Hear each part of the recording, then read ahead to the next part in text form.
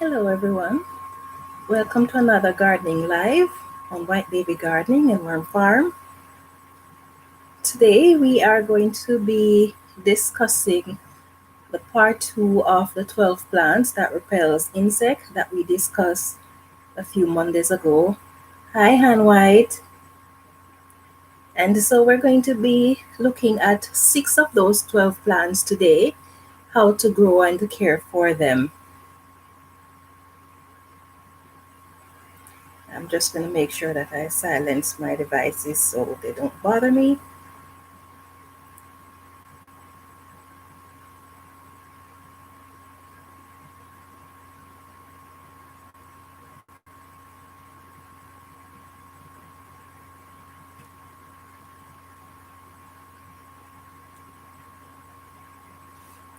Okay, so welcome everyone. Thank you for joining the live.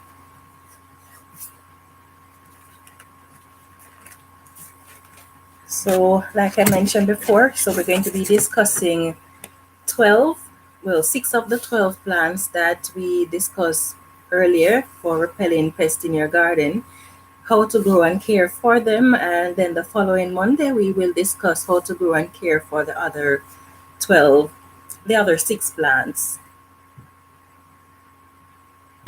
Okay, so the first one that we're going to start off with is dill. Have any of you ever planted dill, and how do you plant dill?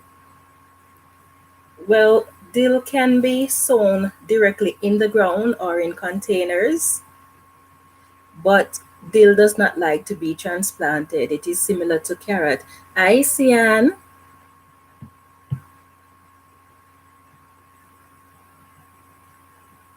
Right, so dill does not like to be transplanted. Now, how much light does dill require? Let's see, I've never planted it. Oh, hi, Mom. I've never grown dill either. I'm not a fan of dill. In Jamaica, I've never used it. In fact, I've never heard of it until I came to Canada. Some Jamaicans do, but not a lot. To me, dill has an acquired taste, so I haven't acquired a taste for it, so I don't think I will. Well, I might grow it just for the sake of repelling pests, but not for culinary purposes. So, how much light does dill require? It requires full sun, but because of how tall it can grow, then it needs to be protected from the wind. And dill can survive in temperatures as low as 25 degrees Fahrenheit. So it is a pretty resilient plant for cold weather. Now, what type of soil does dill require? Well, it requires well-drained or loamy sandy soil, and the soil when you plant it must be between 70 and 75 degrees Fahrenheit. That's where it will germinate best. Dill also grows fairly well in poor soil, so it does not really require a lot of fertilizer. So it's pretty easy to grow. So I guess for that reason, it is excellent as a pest repellent because you don't really have to do much to care for it. I like that point. Now, what is the best time to grow dill outside? Dill, it's best to plant it after any danger of frost have passed. And how long does it take for dill to germinate? It usually takes 10 to 14 days. And it can be a bit invasive because of the amount of seeds that it produces. And I don't know, it seems as if the birds love the seeds. And so in the early years when I started gardening on this property, I would find dill growing in my yard because my next door neighbor had dill over there. And so I would find quite a few dills growing in my garden. But as I say, I don't really like the taste of it, so I would always get rid of it. At that point in time, I did not know that it was good as a pest repellent, and I didn't want it taking up space in my garden anyway. But I know that Canadians, they just love their dill. They put dill in so many different things, but who knows, maybe with time. Right. How tall does dill grow? It repels. So on White ask, what does dill repel? It repels aphids. What is it called? What's the other one like aphids? Spider mites, and a lot of the pests that are in your garden. It is actually one of those plants. I don't know if it's because of the smell that it carries that most of the tiny pests that bothers your garden it is able to repel.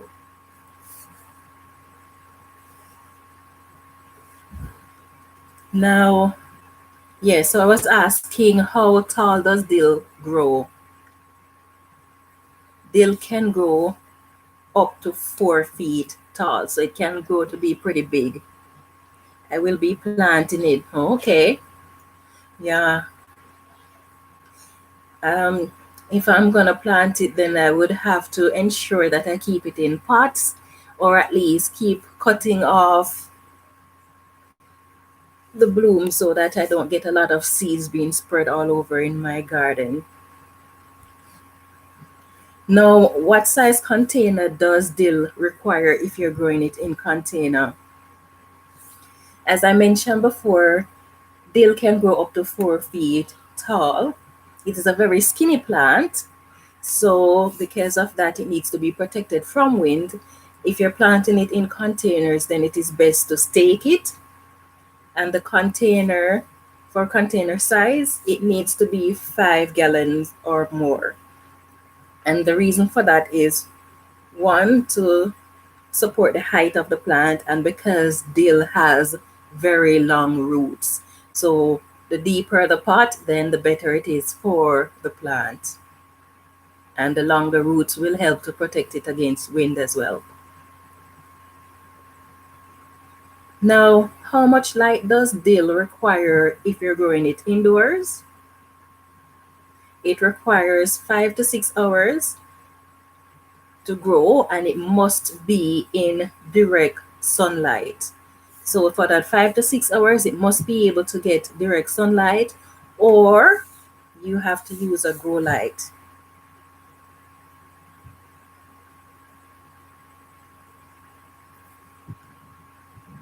Let me see, just making sure I'm not missing anyone. Okay. Okay, so how long does it take before you can harvest dill?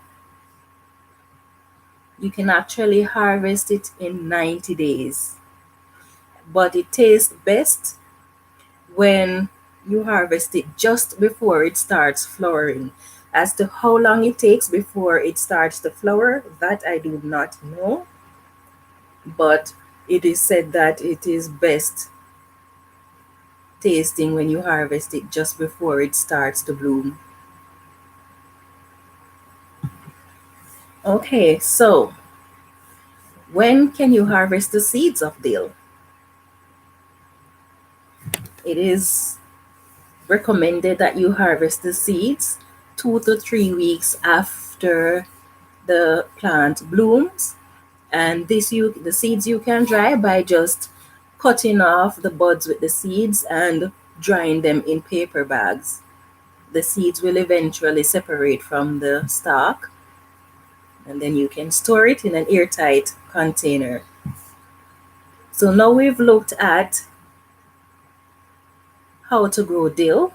Now we're going to be looking at how to grow garlic.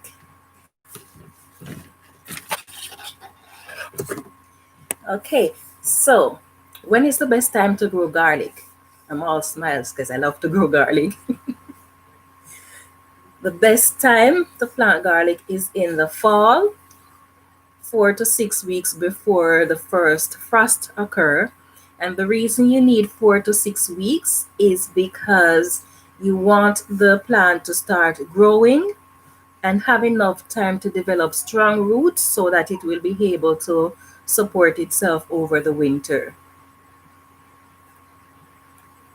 My favorite, the garlic. Yeah. Okay. Now, what type of soil does garlic require? As you know, it is a root vegetable, so you want to be able to harvest it without much effort.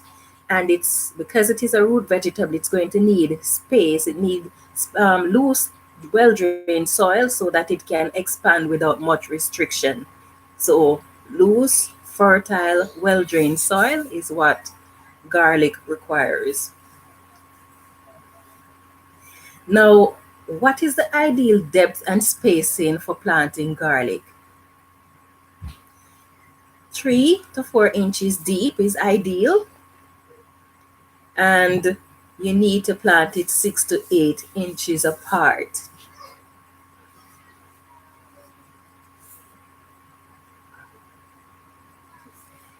Uh, does garlic need to be mulched when you plant it in fall?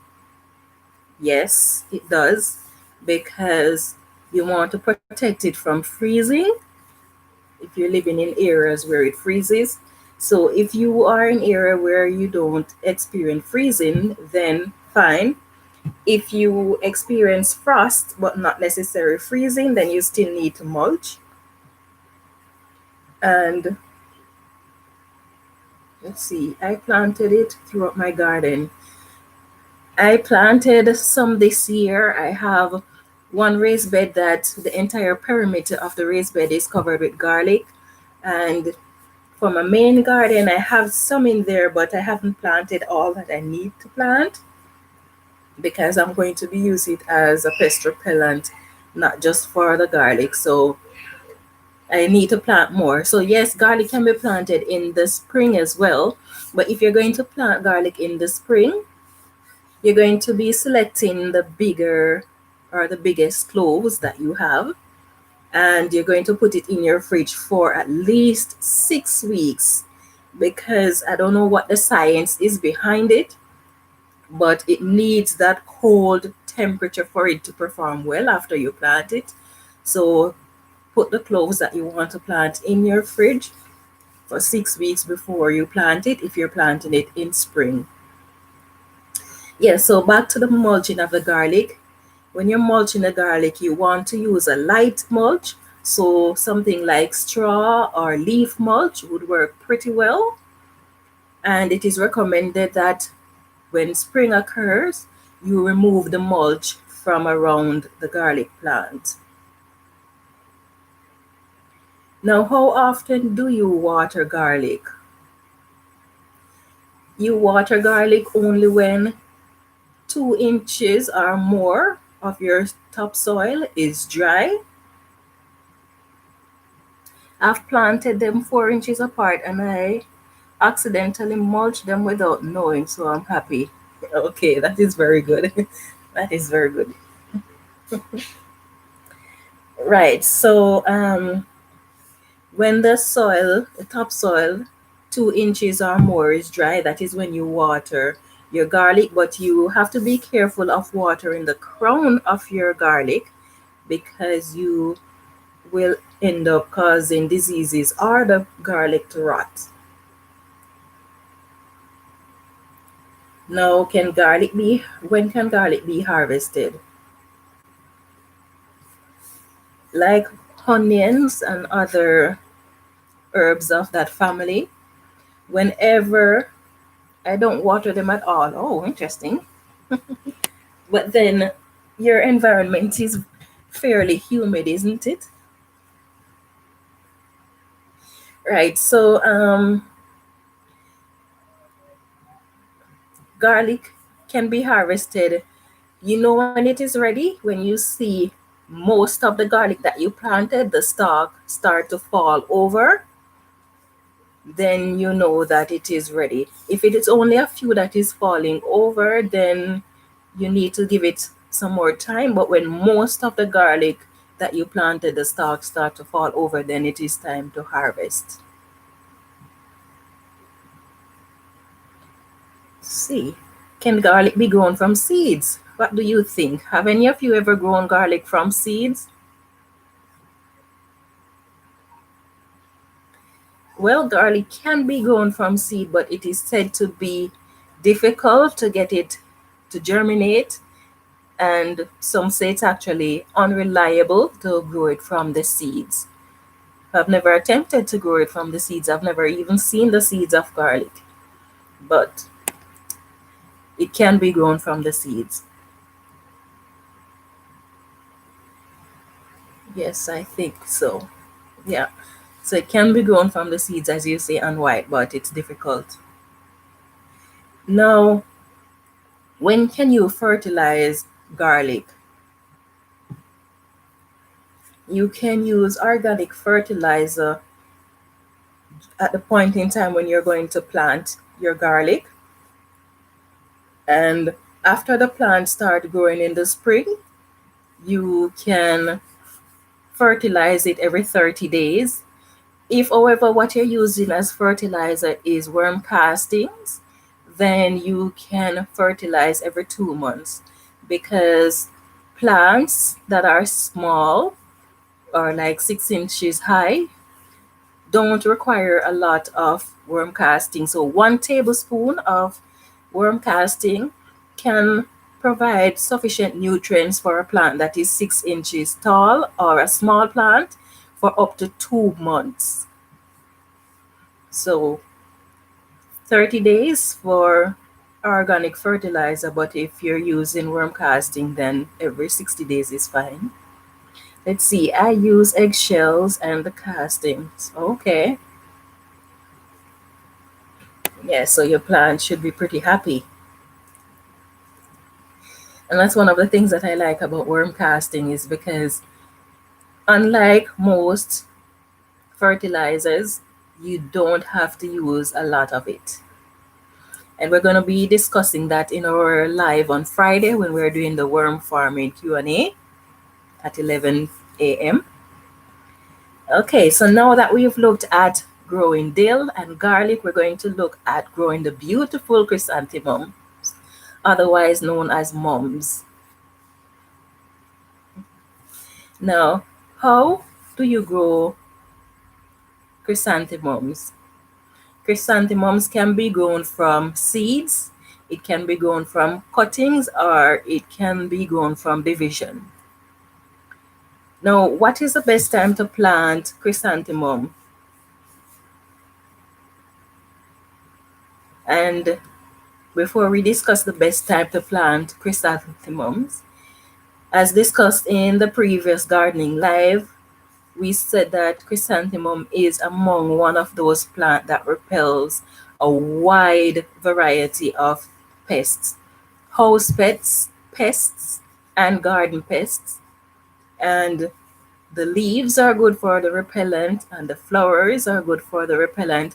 And some of those store-bought repellent that you actually buy for your like mosquito repellent and stuff like that, or even pest repellent for your garden, a lot of it contains extract from the chrysanthemum plant. So this one I will definitely be planting this spring. I actually went and got a wide variety of seeds because they had such beautiful flowers. So I can't wait to put them in my garden. Okay, so let's look at the best time to grow chrysanthemums.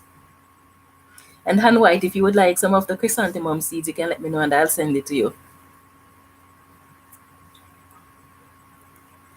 Okay, so the best time to plant chrysanthemum seeds is in the spring after the last frost, but it can actually be planted at any time as long as the root has 6 inches to be established. If you're growing it indoors, however, it doesn't really matter when it is that you plant it. So if you're planting it in spring, you want to make sure that you plant it when there is no danger of frost, or if you're planting it in the autumn, then you want to make sure that you plant it 6 weeks before you have your frost. So spring or spring or fall, you want to make sure that you have at least 6 weeks of nice weather. Chrysanthemums, however, does not like to be planted when it is very hot. Hi, Able Plant. I'm glad that you were able to join us. So we're discussing, last week's live, we discussed 12 plants that repels pests from your home and garden.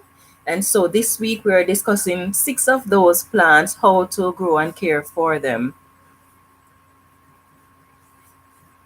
And we discussed how to grow and care for dill, and we looked at garlic, and now we're looking at chrysanthemums. Okay, so what type of soil does the mums require? It requires well-drained, fertile, sandy or loamy soil. It prefers a pH of 6.5.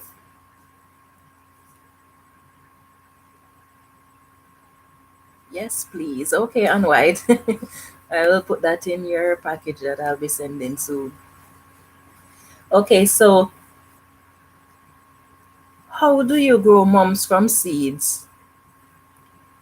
The seeds are sown indoor in the spring or during the winter, but the soil must be between 70 and 75 degrees Fahrenheit. Hi, Paige. I haven't heard from you in a long while. I'm glad that you were able to join us.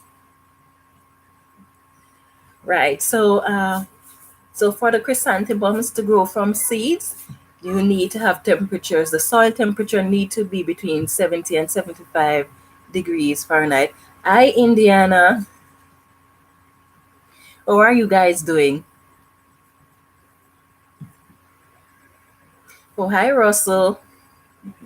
It's been a while. This is the first live that I've had since the year started. Our last Friday, 2 Fridays, we didn't have any live because it was Christmas Day and New Year's Day. And the Monday prior to that, we had a bit of trouble with my device decided to update at that point in time. So it's the first time I'm talking to you guys in 2 weeks.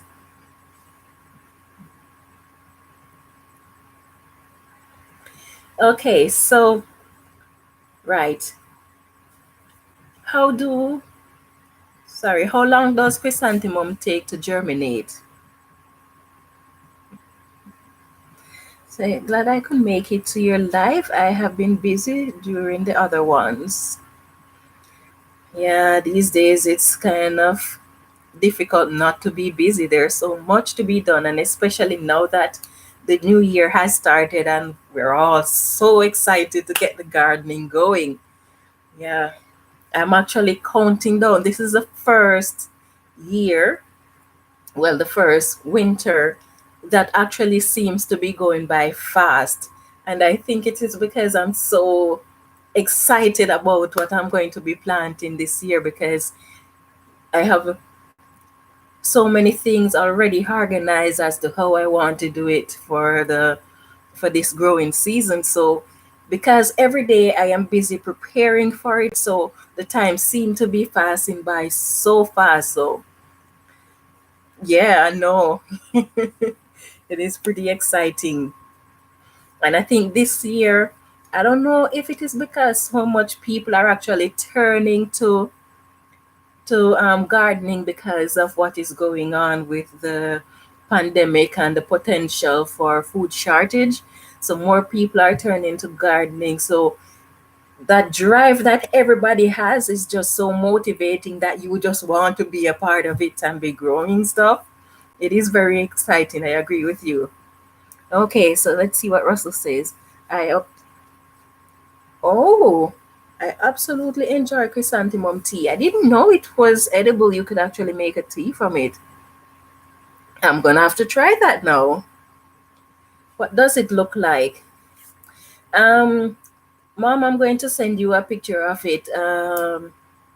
I have quite a few different colors that they that came on the seed packages that I bought. So I will just take picture of it and send it to you so you can see what it looks like. But it's beautiful. They have a wide variety of colors.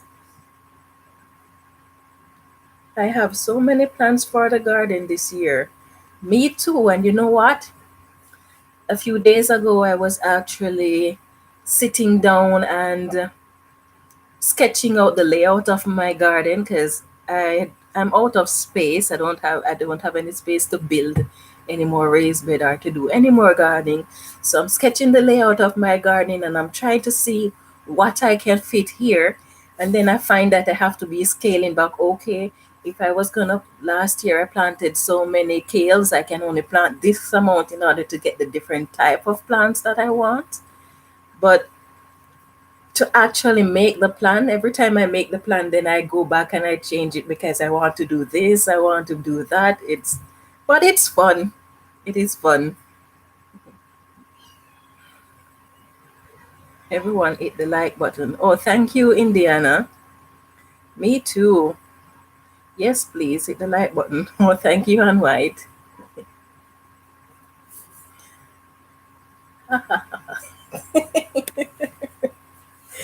Yeah, I don't know.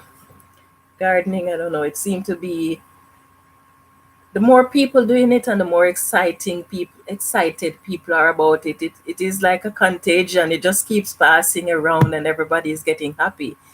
And this is one of the things that I appreciate about YouTube because you get to listen to other people's idea and you get to learn from them. They get to learn from you. Hi, Grow Something with Jeff. I'm glad that you were able to join us. Do you grow special fruit trees? I would love to grow so many different type of fruit trees, but oh, hi, Pit Stop. You know, the funny thing about where I grow is that we have 3 months growing season. Sometimes it can be up to 5 months, but on the most times it's about 3 months growing season. And we have fruit trees, but everything that grows in Saskatchewan, apart from shrubs, have to be modified for it to grow here. Originally, the only thing that grew here was just shrubs, so everything has to be modified in order for it to grow. So I have cherry tree, I have apple, I have Saskatoon berry tree. That is it for fruit trees. I don't have anything else. There's not much. Maybe I could grow prune, stuff like that. Not prune, but nectarine and stuff like that. But I don't have enough space for that. Maybe if I was on an acreage, but the fruits don't taste the same when we grow them here, like in the warmer provinces. So I still wouldn't want to grow too much of any of those fruits because I'm already complaining about the way the fruits taste in Canada. So if I'm going to grow it in Saskatchewan, that is going to affect the taste even more. Then no, it's not worth it. I'd rather go and buy the one that come from British Columbia because those taste fairly good. Okay, let's see what I'm missing. Okay, greetings, greetings, greetings, greetings. I want fruit trees too. Yeah, it would be nice if it could grow a lot of fruit trees, but I don't really have much of that option. Let's see. Wow, okay. You can grow currants. Okay. I don't really use a lot of currants, so I don't know. For that reason, I wouldn't necessarily be growing it. I would like pear, peach, and cherry. Okay. I would love to grow some pears. Yeah, if I could make the space for it, I would definitely try with that one. And you know the funny thing, when we first came to Canada and we saw pears. We were like, huh? This is what a pear looks like? Because for us, what you guys call avocado in Jamaica, that is called pear, because in Spanish, avocado is the Spanish for the word pear. So we call it pear, and Canadians and America call it avocado. So when we saw the fruit that you call pear, we were like taken aback.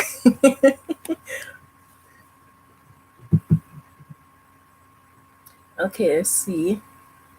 Oh, and the figs. I know of at least two people here that grow fig, but the thing is, they have to keep it indoors during the winter.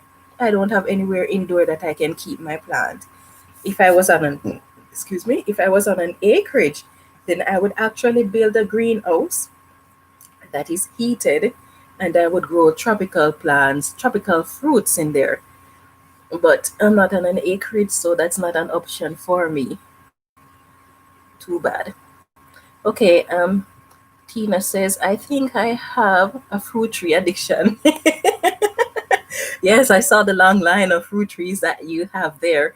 I hope those trees didn't die for you, although one of your suppliers said that he will replace them if they do die, but I hope they don't. Oh, and the cane, especially the sugar cane, I hope those don't die.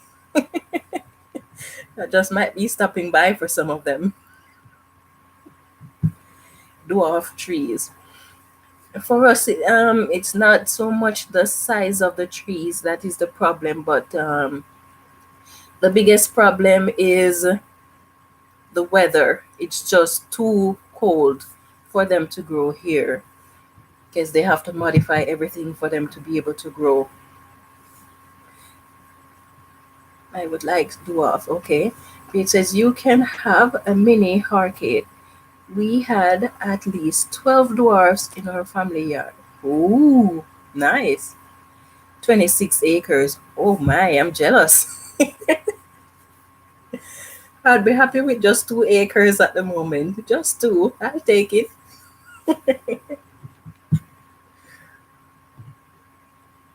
Okay, let's see. Indiana says, I want to be able to maintain them easier. Dwarf would be good. Okay. As long as you have a yard, you can do it. Even a townhouse, if they let you add plants, you can grow one. Yeah, that is interesting.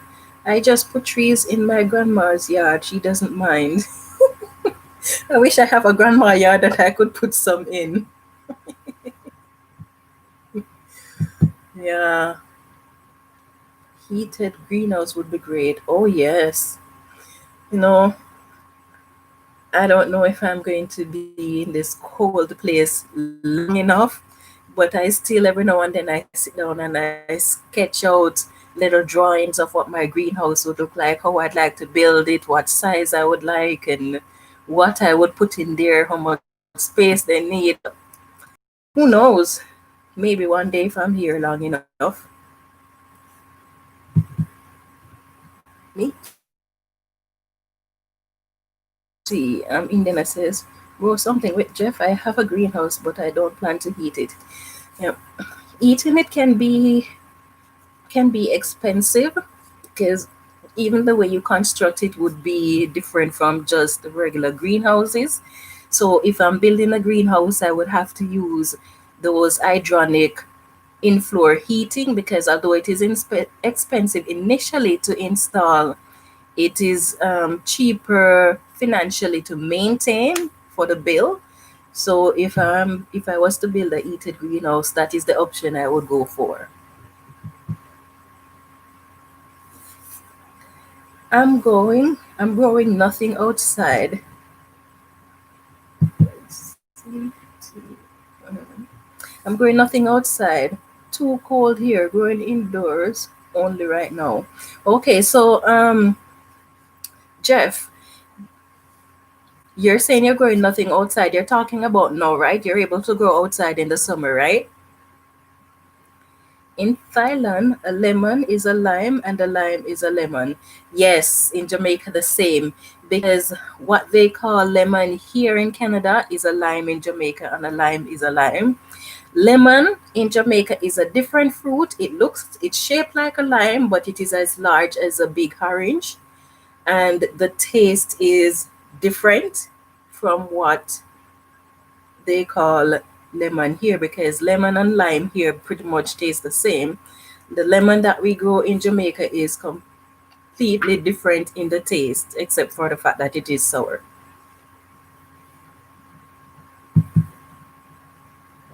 But I find things like that happens a lot here. Like, for example, the Japanese yam. It is sweet potato, but they call it yam. And then there is another variety of sweet potato that they have here that they just call simply yam. And it is a sweet potato, it's just that it is a different variety of sweet potato. Yam is a completely different thing. You have many different variety of yams, and they are not anything like sweet potatoes. The plant look different. The vines grow pretty tall. The vines can grow maybe 10, 12 feet tall and very thick and bushy. So it's not like the sweet potatoes that they're calling yam, but I don't know. I guess to each his own. Let's see. I still have some green growing in the greenhouse and outside on the row cover. Okay, that's nice. I like to watch videos at this time of year with people who are growing things outside because I can't do it. And the only way I'm going to see plants growing is if I watch other people's video who are planting now. Let's see. Indiana says, I am in zone 5B and we have a blanket of snow right now. Oh, you don't want to even know about the blanket of snow that I have outside. Because in October we got a snowstorm, and some areas of the yard had 3 feet tall, some places 2, some places less than 2 feet. And this is the most snow that we have ever gotten in this region in one snowfall. In fact, the snow that we got from that one snowfall was more than the snow that we got for all of last winter.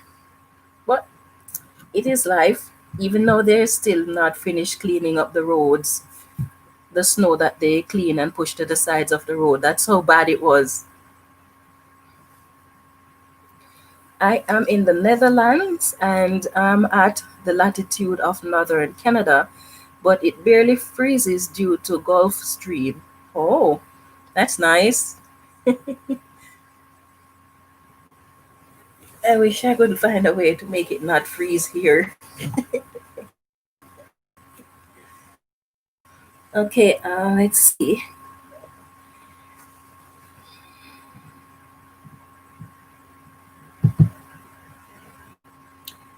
I don't want to invest in lights right now. I don't have the desire to. That is the reason why I am not growing indoors. I have grow lights, but to operate grow lights and the few produce that it's going to give financially, it's not worth it.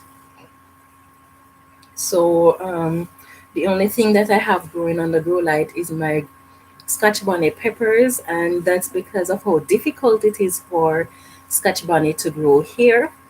So I have to get a early start on it. So apart from that, I don't have anything on the grow light. And even with that, I am skimping because I recently transplanted my Scotch bonnet.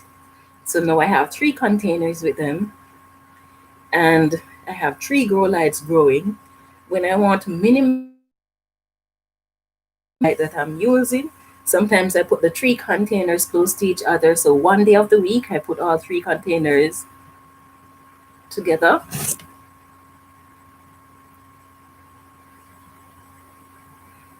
Your connection is unstable. Please wait while we try to reconnect.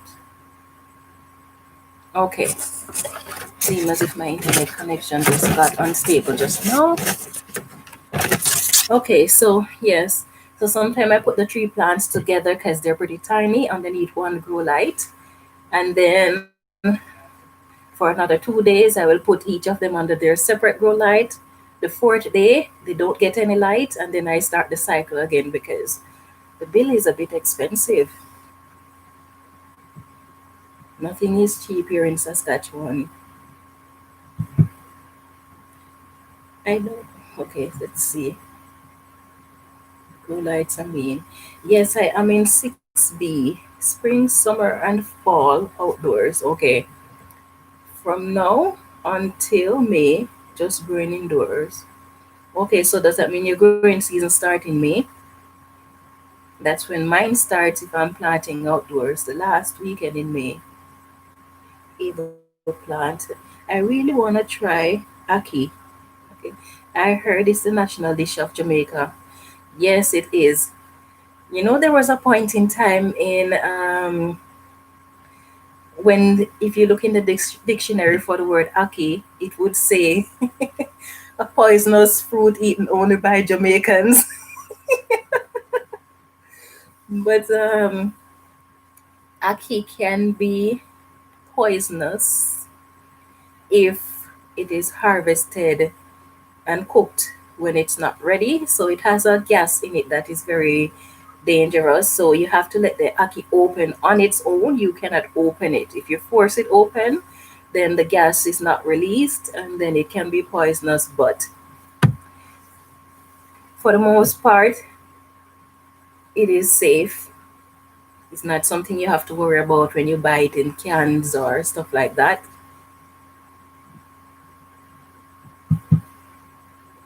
It is pretty nice, but the best way to eat the ackee is to fry it up with saltfish, and saltfish is salted codfish, and a lot of onions and Scotch bonnet pepper. Well, I say Scotch bonnet pepper. I don't mean a lot of Scotch bonnet pepper because that will be too hot. Yes, so yeah. Let's see. I'm canning sweet potatoes right now. Ooh, nice.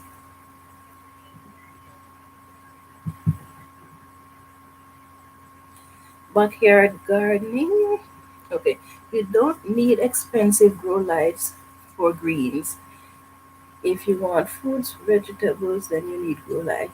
Yeah, some if the plant is not fruit producing or flowering, then you don't necessarily have to have grow light unless your plants cannot get the direct sunlight from where you have it. I don't have anywhere that my plants cannot get direct sunlight, so I would need grow light no matter what it is that I'm growing, even if it is something as simple as lettuce. I would need grow lights. But if you are growing things that are not flowering or not fruit producing, then you can use just plain grow lights. If you're growing the ones that are fruit producing or flowering, then you need to have the blue lights. Hi, Virginia. Okay, so I've strayed a little bit or a lot from the points that we were discussing, so I'm just gonna try and get back on track a little bit. So, yes, so we said that chrysanthemums take 1 to 3 weeks to germinate. Now, how do you grow chrysanthemums from cuttings?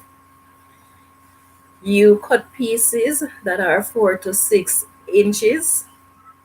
You're going to remove the bottom half leaves from the bottom half of the cuttings, dip it in root hormone and plant it 1 inch deep. And don't give it any direct sunlight until after the plant starts rooting. Now, how and when do you divide mums to plant them, chrysanthemums? You divide it to plant it in the spring after the last frost. And when the plants are roughly 2 to 3 inches is the best time. You just gently dig them up and pull them apart carefully so as not to damage the plant or the roots. If you have plants that are half dead or weak, then you don't want to plant those, you want to get rid of them. And to avoid diseases, every 3 to 5 months you need to 3 to 5 years you need to divide up your chrysanthemum plants and relocate them to different pots or in the ground if you plant them in the ground. Let's see.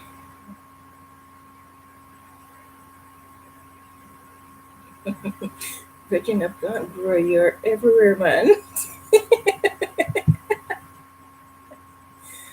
uh, Jeff says I grow lettuce switch chard under shop lights. Yeah, yeah, some plants definitely don't need the expensive grow lights. Let's see, Indian. Hello, Elle. I did see that in your video about collecting snow water in buckets.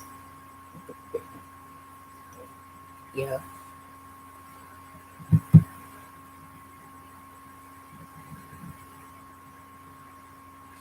Good point, White Davy, about the cost of lights and it is not being worth it. And it not being worth it. If running lights, if running grow lights, if running lights grow me greens, I can easily buy those as well. Okay. Your connection seemed fine to me. Yeah, it was just a notification on the screen saying that my connection was unstable for a bit.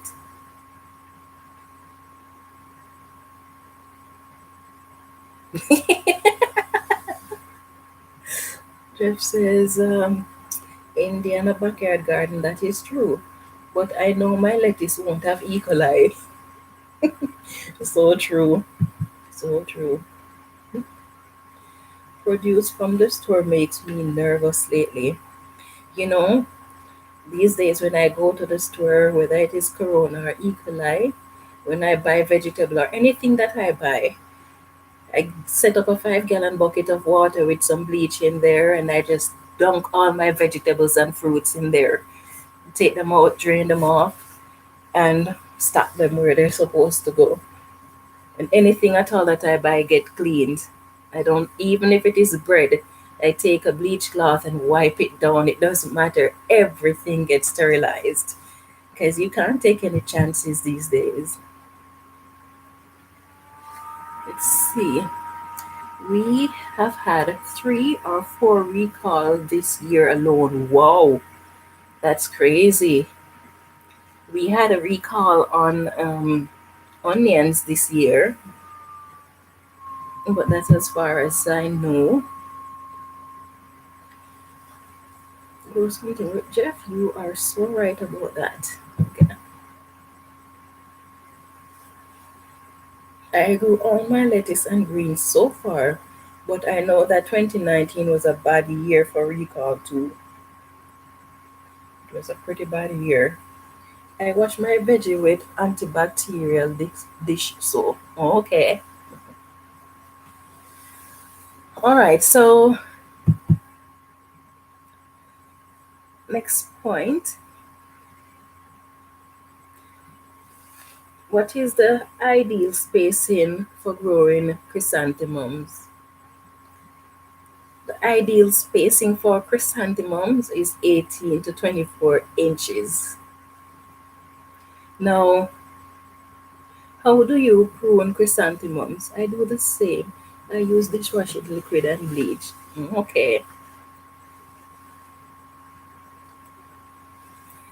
Right. So,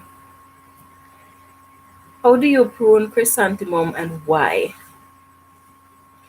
When your plant is 12 inches or 6 inches, you just pinch off the top of it to encourage the plant to become bushier. And every few weeks after that, you just pinch the top so that the plant will become bushier. But you have to be careful though, because the more foliage you have, then the less flowers you may have for your plants, because your foliage is going to take up a lot of the nutrients that the flowers would need. So now we're going to move on to the next plant that repels insects, how to grow and care for it, and that is citronella grass. So have any of you ever grown citronella grass?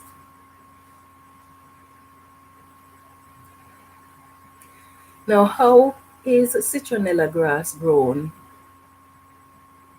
It is grown from either seeds or by division.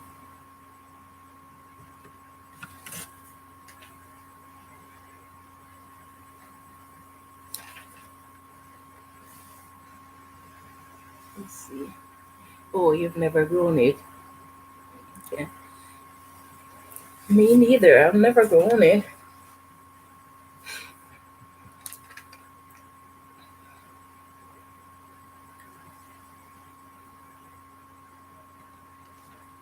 So how much space does citronella grass require? It actually grows pretty big. It can grow up to 6 feet tall, and it can spread 6 feet wide. It repels mosquitoes, it repels ticks, it repels aphids. Um, I always tend to forget the spider mites and a lot of other garden pests. You can go back to the live that I did, not this Monday, but the previous Monday, and it deals with all of these plants that I'm listing now. It tells the insects that are the pests that these plants repel. So this week live is just focusing on how to grow and care for these things.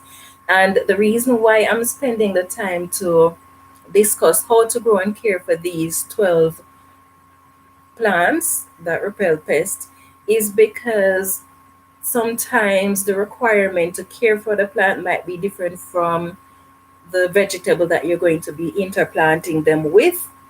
And if they require a different care or a different soil type, then you need to know that information so that you can grow them effectively without damaging your plants accidentally. Because, for example, if you're going to grow thyme as a repellent and you're going to be growing it around your lettuce might require a lot of water, but thyme does not like water, it prefers dry condition.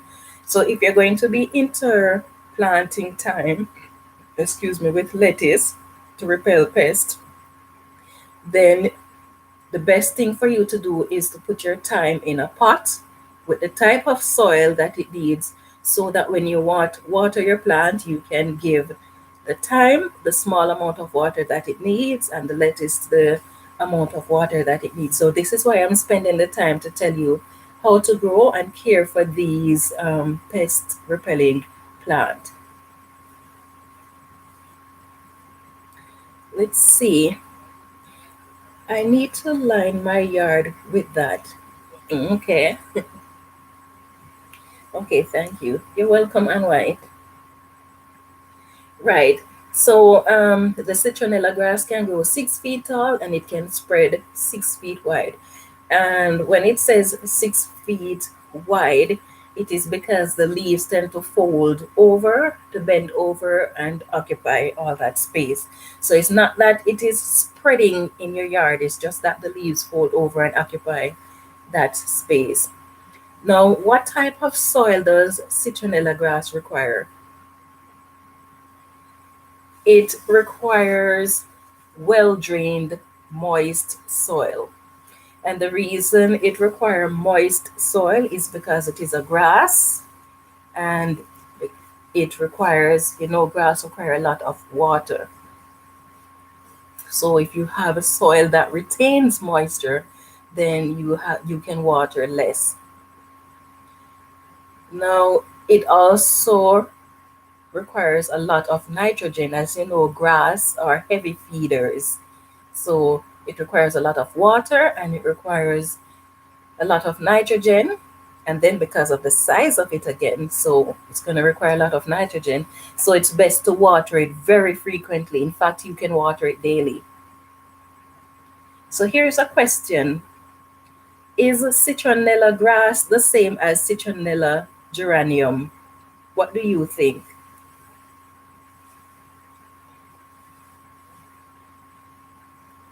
They are actually two different type of plants. Does the citronella geranium repel insects? Not really. I see people plant it close to their doors to repel insects, but it is not a very good repellent. The only time it works as a repellent is if you actually crush the leaves and rub it on your skin. And the reason why it is not a good repellent like the citronella grass is because the citronella grass, the oil in it is what repels the pests. The citronella geranium does not have a lot of that oil in it, so it is not a very good pest repellent. Yes, it is said to repel mosquitoes, but it doesn't have that high concentration of oil, which is what acts as a repellent. Okay, so what temperature does citronella require to grow? So in areas where they experience harsh weather, then the plant need to be taken indoors or else it will become damaged. So it prefers the warmer weather to grow. And this is the citronella grass and not the geranium. That is why my thyme died, because I watered it a lot. Yes, thyme and most herbs don't like a lot of water. They prefer well drained, sandy or loamy soil. And you just water occasionally. So once per week is good. And if you water once per week and you find that your soil is fairly wet, you water less. So you just have to observe the plant and the soil around it and see how often you need to water it. If you're in a humid area, then it's going to require less water. If you're in areas like Saskatchewan that dries out so quickly, then you might need to water a little bit more often.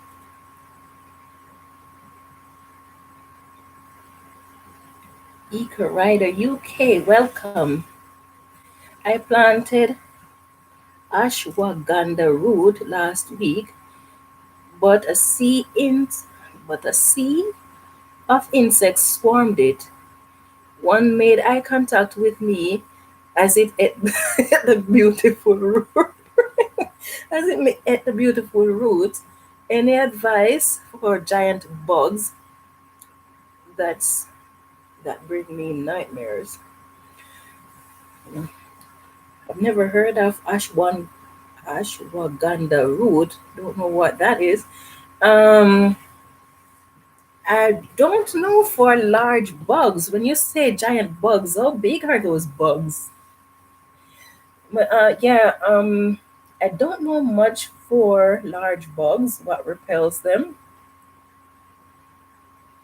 I'd have to do a research on that. He made eye contact with you. He must have really big eyes for you to be able to see his eyes. You could cover with row cover or tulle. Is a fabric good for covering. Also, fill your garden with flowers that attract beneficial insects to patrol your garden. Yes. Um, you know, let's see.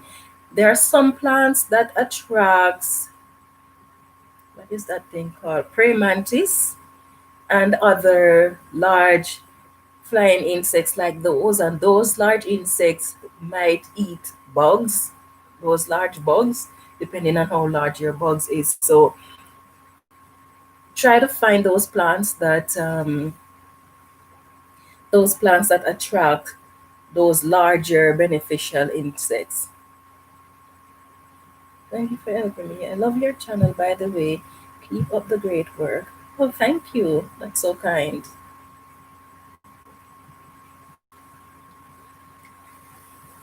Okay, so back to the citronella grass. How much sunlight does it need?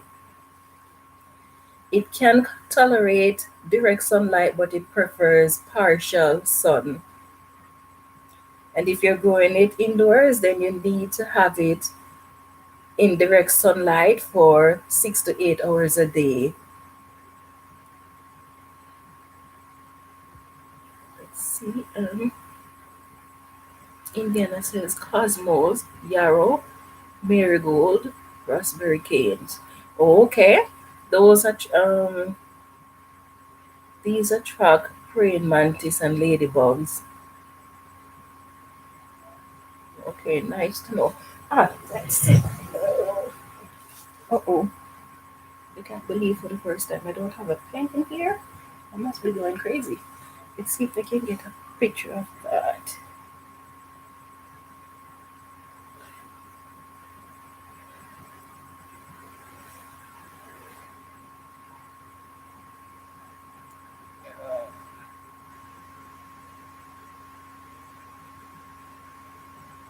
Okay, good.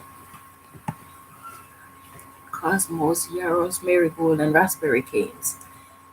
Interesting fact. Thanks, Indiana. Mantis have enormous appetite. Yeah. You know, I've never seen any of them in my regions. I don't know why. Maybe it's too cold for them. I took a pic for you. Oh, thank you. Mantis are such cool bugs. They are high on the food chain. Okay. I like those creatures, but I've never seen them here in Saskatchewan. I don't know if they're in Canada. I'd have to research that to find out. It would be interesting to know. It would be interesting to know if they're in Saskatchewan too, but I've never really seen them here. Aphids, leafhoppers, mosquitoes, caterpillars, and other soft-bodied insects when young. Okay. Then when they get big, they eat bigger bugs. Beetles, grasshoppers, crickets, and other pests.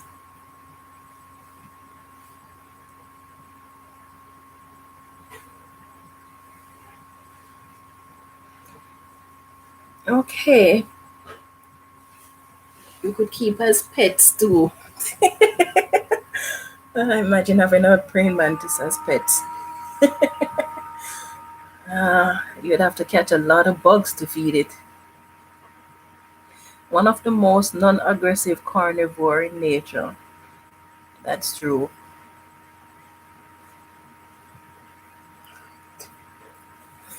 Okay, so now we're going to talk about lavender.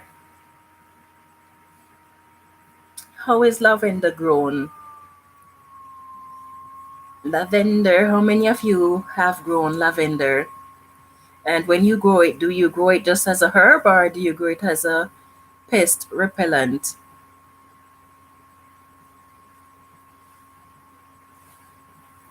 Okay, so lavender is grown from seeds or from cuttings, but it is difficult to grow lavender from seeds.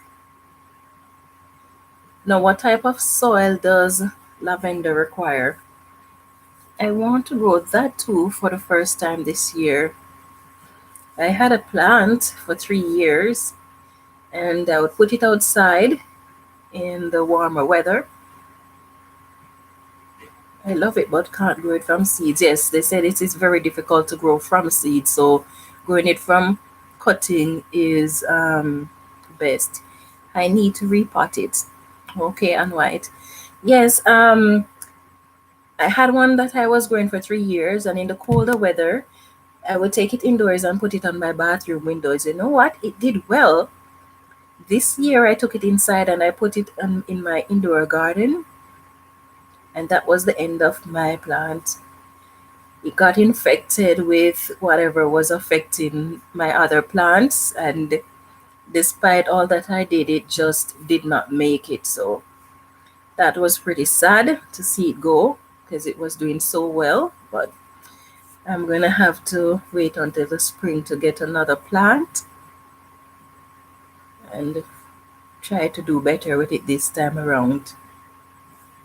It's my fault anyway, because when I was making my potting soil this year, I used compost that I collected from the free compost depot, and I used some of my worm castings, and then I got some soil from my friend's property. And the funny thing is, when I was showing how to make the potting soil in probably October, I mentioned the importance of sterilizing the soil, but while I was mentioning it, I did not sterilize my soil. So it seemed as if I had soil-borne pathogens, and all the plants that I brought indoors, not one of them survived except for my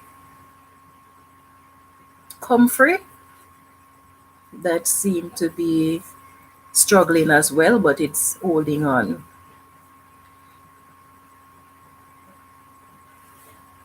I like to pre-germinate seeds with paper towels. Yes, I do that too, and sometimes I even use the paper towel to make a seed tape if I want to reduce the amount of seeds that I use and if I want to control s- spacing. Excuse me. So I just put my seeds, space them out on the paper towel, dampen the towel, and put it in a Ziploc bag and let it stay there and germinate. Indiana says it can take up to 20 days or more to germinate lavender. Okay, okay. I've never grown it from seeds, but that's interesting. That's good to know. Okay, so lavender can grow in poor to moderately fertile, loose, well-drained soil. And the best time to plant it is in the spring when the soil is warm.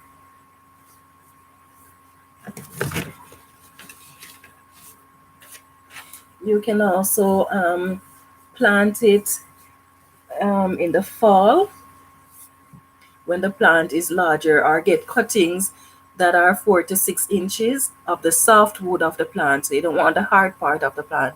So 4 to 6 inches of the soft wood of the plant in spring, and later in the year you can do the same and grow it. So it can be grown in the spring. You can start it in the summer, and you can plant it in the fall. Now, how much space does lavender need to grow? It is recommended that you put it 2 to 3 feet apart, and it can be grown in containers as well. Let's see. Start indoors any time of year. Yes. 12 inches. Okay. Um, 12 inches if you're keeping the plant small.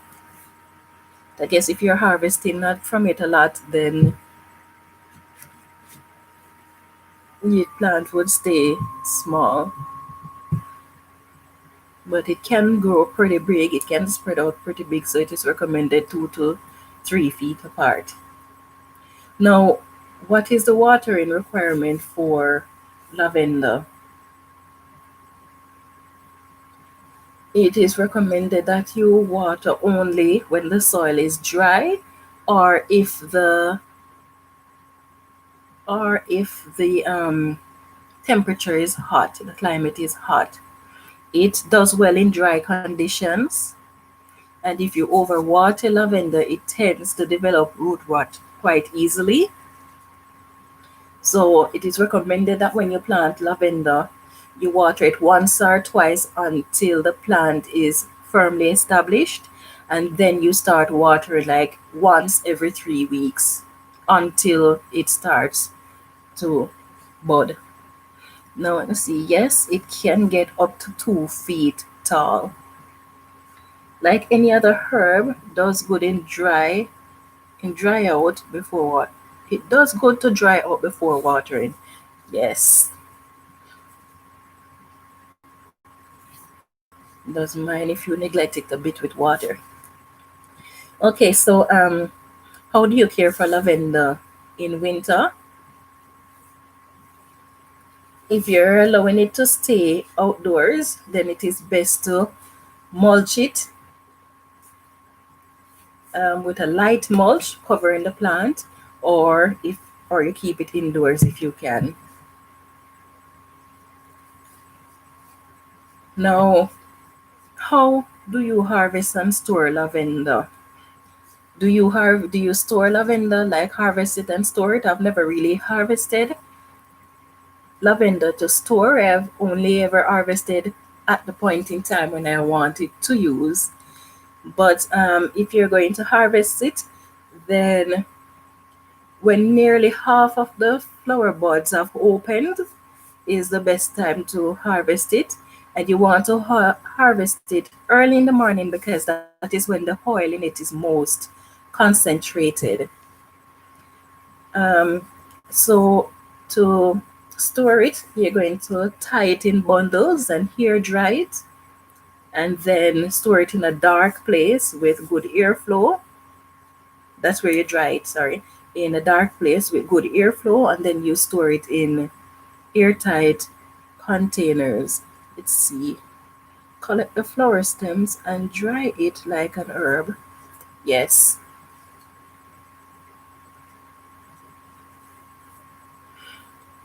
Now let's talk about marigold.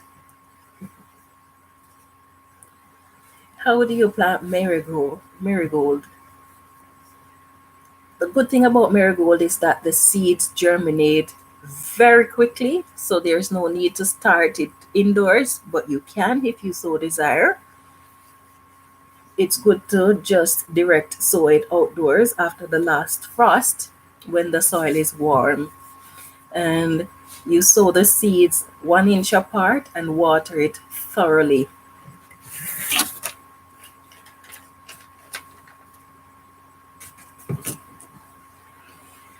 When is the best time to plant marigold? Oh yes, I just won an herb drying rock. Really, that's nice. Her healthy home did a live and I got it today. Yes, that's pretty good. Oh, speaking of which, Pit Stop, are you still here?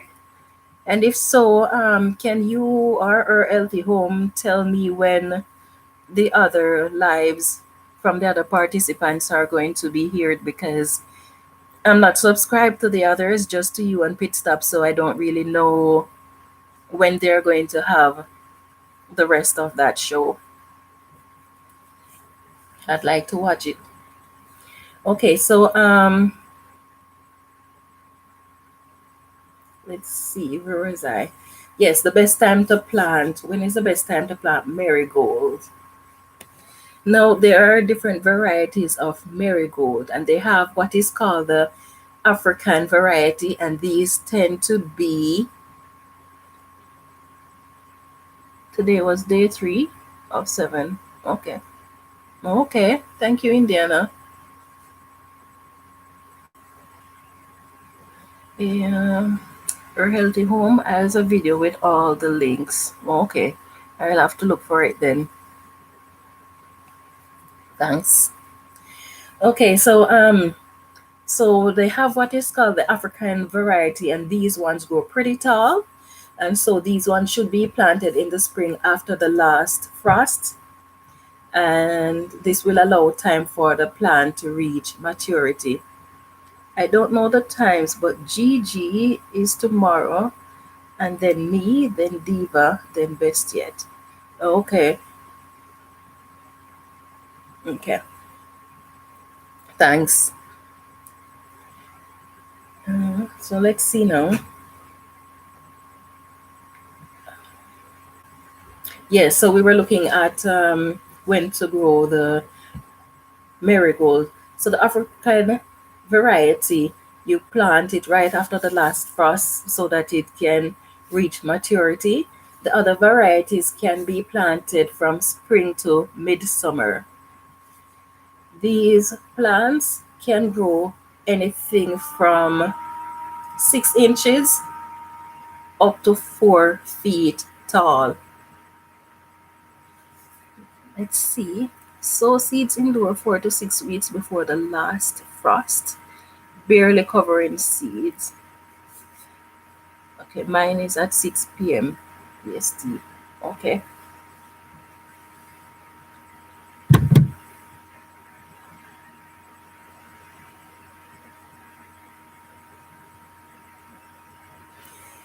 Okay, now it sounds in the end as if you grow a lot of these pest repelling plants, eh?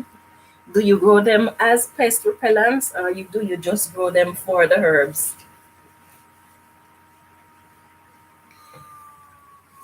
So how far apart should the marigold be planted?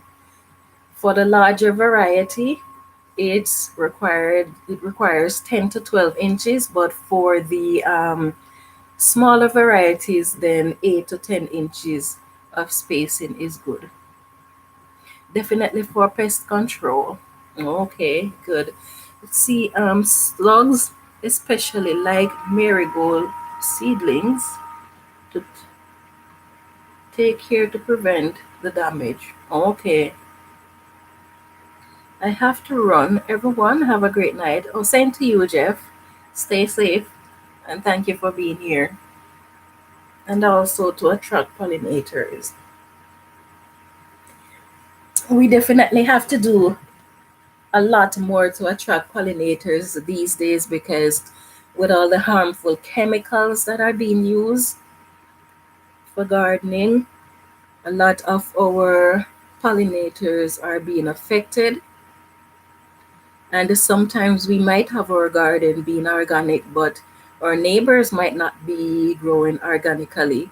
And so, even though we don't use chemicals on our plants is still going to be affected by what our neighbors are doing. So, we have to do everything we can to not just attract these pollinators, but do our best to help them as well, protect them.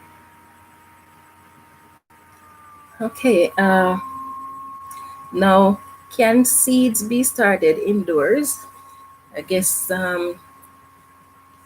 you touched on that point, Indiana,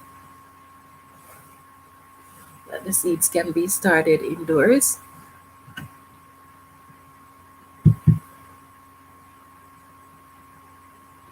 Yes, 4 to 6 weeks before the last frost. Do they transplant well? The marigold, do they transplant well? I've never tried transplanting them. Okay, so yes, but because they germinate quickly, planting them indoors is not necessary, but it's okay to do so. And the seedlings, hmm, I must be going blind. Yes, can marigold be planted in containers? Have any of you ever tried growing marigold in containers? Okay, they transplant very well. That's good. That's good. Yes, marigolds can be grown in containers, but because they spread so rapidly, they get crowded very easily, so thinning is required. Yes, they're container friendly. Okay, good. Yes, but thinning is required because they get crowded pretty easily. Now, how much sunlight does marigold requires? It loves full sun, but it can tolerate partial sun. And what type of soil does marigold need? Marigold is actually not picky about the type of soil, but it does best in moderately fertile well-drained soil. So it's nice. I like having these pest repelling plants that does not require any specific type of soil, because they don't really require a lot of maintenance.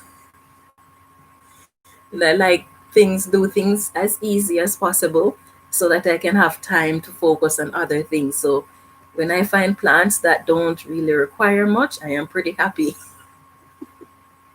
They say work smart and not hard. Full sun likes fine soil. Okay. Now, how do you prune marigold if you do? Do you prune your marigolds? Well, Indiana, but I guess anyone can answer that question whether or not they prune marigold. Now, if you want your plants to be bushier, then you can just pinch the top off your plants.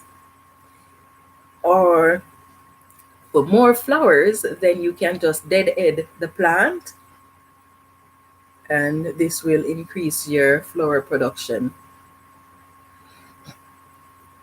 But what about fertilizing marigold? Marigold requires a small amount of, oh, you don't prune them, okay. Yeah. If you're planting marigolds in container, then they're going to require a small amount of fertilizer, because you know that containers tend to dry out pretty easily. So they will require a small amount of fertilizer, but if you're planting them in the ground, then they don't need any fertilizer. In fact, if you over fertilize your marigold, they will have a lot of foliage, but then it's going to reduce your flowers, the flower production. So you have to decide whether you prefer to have a lot of foliage looking nice, or if you prefer to have a lot of flowers. If you like to have more flowers, then deadhead the plant and don't over fertilize it. And it takes 8 weeks for most of these marigolds to actually start blooming. I only prune the dead heads. Yes. With all these things that you grow in your garden, Indiana, I would love to see your garden with all these flowers and stuff. Must be pretty beautiful.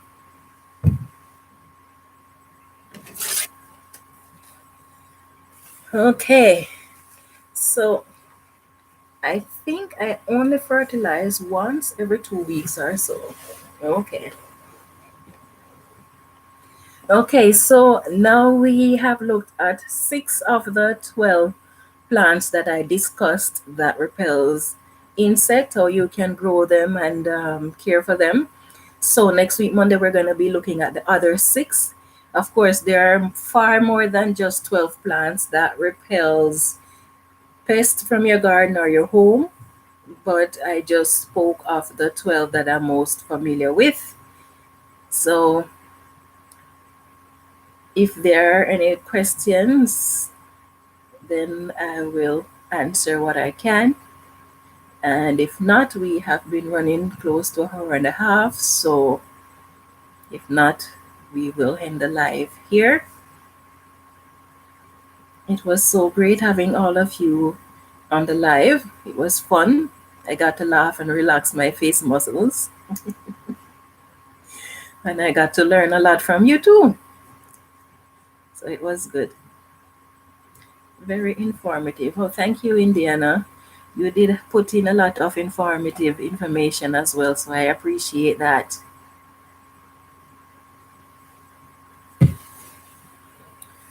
Okay, so we've come to the end of the live. I'm just going to let this run just for a minute or two so that anyone who would like to check out each other's channel can go ahead and do so. Be kind to each other. Don't leave spamming comments.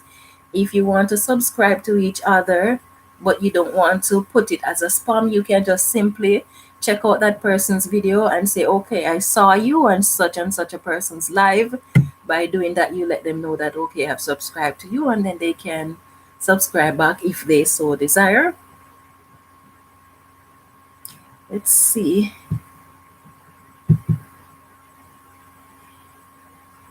Thank you for this live. I'm glad I made it. Oh, you're most welcome. Great live, very informative. Thank you, Tina. Uh, please hit the like button. Oh, thank you, Han White. Informative, my love. Oh, you're very welcome. Thank you. Um, till next time, the more you know, the more you grow. Right on. Right on. Okay, so you take care.